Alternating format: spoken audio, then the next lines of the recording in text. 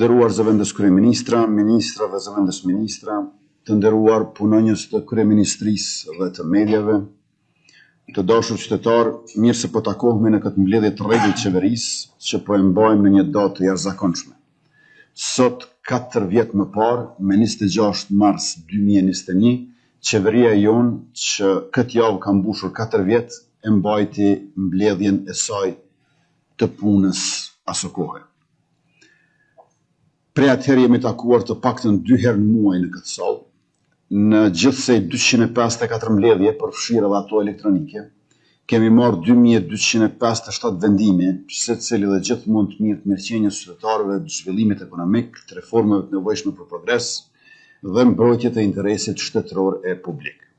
Në mes të këtyre mbledhjeve janë 1464 ditë nga dita e parë e marrjes detyrës, punë përditshme nga secili prej jush, me rezultate konkrete për gjithë secilin qytetar që vlerësua lart nga po ata në zgjedhjet e 9 shkurtit. Në ballafaqim me pandeminë, përballë krizave të energjisë dhe inflacionit të shkaktuar nga lufta në Ukrainë, përkundër pengesave dhe vonesave dëshpëruese me ankesa opozitare në gjykatë kushtetuese që bllokuan shumë gjëra përfshirë edhe ato të çmimeve tavan për produktet bazike, e pavarësisht sulmeve paramilitare dhe terroriste dhe përpjekjeve të vazhdueshme të Serbisë për destabilizim, e përmbi zhurmën e madhe të debateve televizive të mbrëmjes, qeveria jonë ka arritur rezultate të jashtëzakonshme. Unë po i rendes vetëm disa kryesoret prej tyre në këtë 4 vjeçar tonin. Në Komitetet e Marrëveshjes Tregtisë Lirë të Evropës Qendrore apo CEFTA-s, Republika jonë prej tetorit vitit 2024, për herë të parë përfaqësohet nga institucionet tona e jo nga UNMIK-u.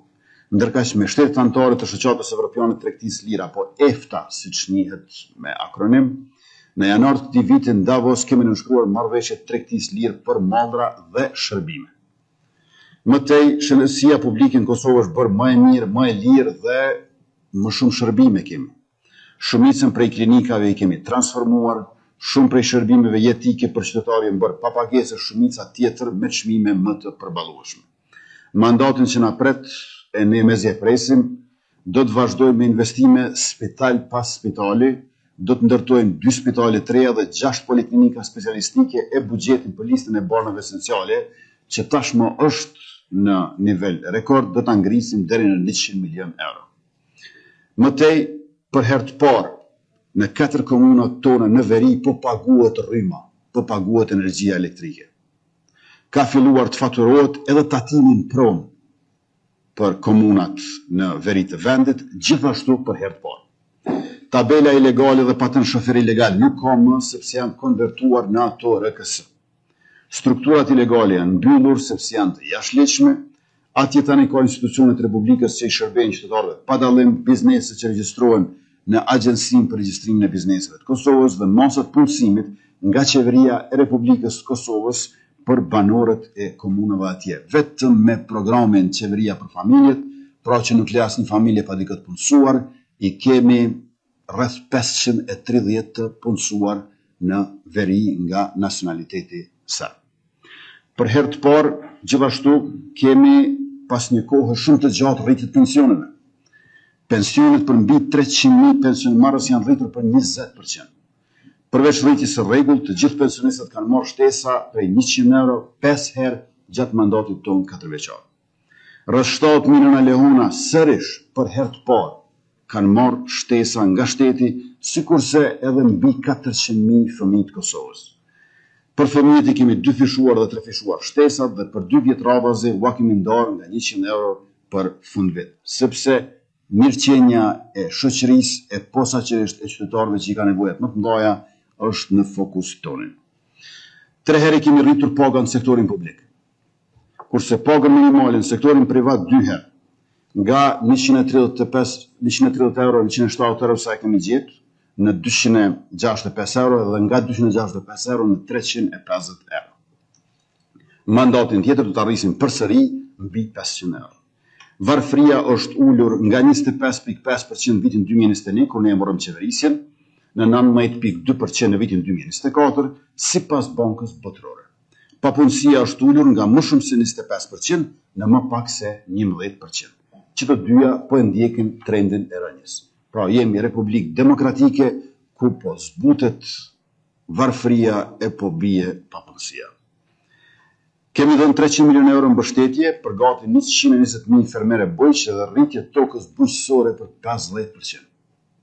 Nga diçka mbi 81.000 hektar në mbi 120.000 hektar të Kosovës punohen dhe janë bërë tokë bujqësore. Bugjeti për ushtri është 3 fishuar, trajnimet jashtë vendit janë 4 fishuar, investimet në armatim janë shumë fishuar, përfshirë këtu dronët Bayraktar luftarak dhe kontratën për funksionalizimin e fabrikës së municioneve. Në mandatin e ri, ushtrisë do t'ja ndajnë mbi 1 miliard euro, do të kemi fabrikë municionit të dronët ushtarak made in Kosova, pra që i prodhojmë vetë. Kemi filluar të blejmë për dallim prej më herët dhe për dallim edhe prej tani do të fillojmë edhe të prodhojmë atë që kemi nisur ta blejmë. Tregun energjetik i kemi bashkuar me Shqipërinë, Shqipërinë e kemi bërë partnere kryesore tregtare në rajon. Me Shtetet e Bashkuara të Amerikës i kemi zgjeruar dhe thelluar marrëdhënie të fushën e energjisë të mbrojtjes, grantin më të madh ndonjëherë nga SBA e ka fituar qeveria jonë në vlerë prej $202 milion për sistemin e baterive të energjisë elektrike. Nga bashkëpunimi në fushën e mbrojtjes me SBA, kemi blerë sistemin raketor antitank Javelin dhe do të blejmë edhe helikopter Black Hawk apo skifter Zi siç quhen në shqip. Kurse javën e kaluar kemi bërë një hap jashtëzakonisht të rëndësishëm për sigurinë dhe paqen në rajon, duke nënshkruar deklaratën trepalshe në fushën e mbrojtjes me Republikën e Shqipërisë dhe Republikën e Kroacisë. Do të organizojmë ngjarjen më të madhe sportive në historitë vendit, lojrat mesdhetare 2030, për të cilën do të bëhen mbi 250 milion euro investime në infrastrukturë sportive. E veçanërisht me intensitet të lartë do të punohet në rregullimin e infrastrukturës futbollit me 200 milion euro për mbi 20 stadiume anë e mban vendit. Vendi ynë do të ketë infrastrukturën më të mirë të futbollit në rajon, duke përfshirë edhe stadiumin nacional. Republika e Kosovës është e fortë dhe po bëhet çdo herë e më vitale. Zgjedhjet dhe referendumet e Serbisë nuk mbahen më në Kosovë siç bëheshin më përpara. 8 palë zgjedhjet të Serbisë dhe një referendum është mbajtur prej se kemi shpallë pavarësinë e para se të vishim ne në qeverisje. Prej kur kemi ardhur në qeverisje, as zgjedhje, as referendum. E mbani mend mirë që është në qershor të vitit 2020, vetëm 17 ditë pasi unë kam dalë nga zyra, janë bajt zgjedhjet lokale të Serbisë. Jo parlamentare, zgjedhjet lokale të Serbisë. Me 21 qershor 2020. Dhe prej se kemi marrë një detyrën, me 23 mars 2021, nuk ka më as zgjedhje të Serbisë, as referendume të Serbisë në Kosovë. Me vendosmërinë e ligjit, për herë të parë që nga pas lufta, kemi vënë në qeverisje verinë e Kosovës, jemi përmirësuar për 31 vende në indeksin e perceptimit të korrupsionit të Transparency International, duke arritur kushtuar renditjen më të mirë dhe vlerësimin më të lartë ndonjëherë për vendin tonë në këtë indeks. Sipas vlerësimeve të Fondit Monetar Ndërkombëtar, jemi një nga vendet me rritjen më të lartë në Evropë.